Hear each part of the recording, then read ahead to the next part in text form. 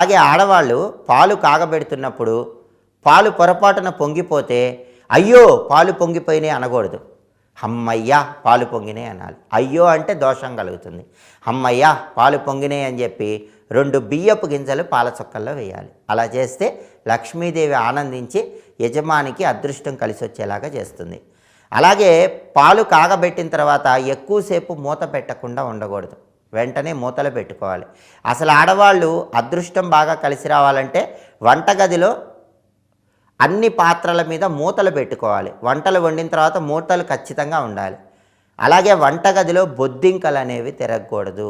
ఏ ఇంట్లో అయితే వంటగదిలో బొద్దింకలు తిరుగుతూ ఉంటాయో ఆ ఇంట్లోకి జ్యేష్ఠాదేవి దరిద్ర దేవత ప్రవేశిస్తుంది. కాబట్టి వంటగదిలో బొద్దింకలు లేకుండా ఆడవాళ్ళు జాగ్రత్తగా శుభ్రంగా ఉంచుకోవాలి.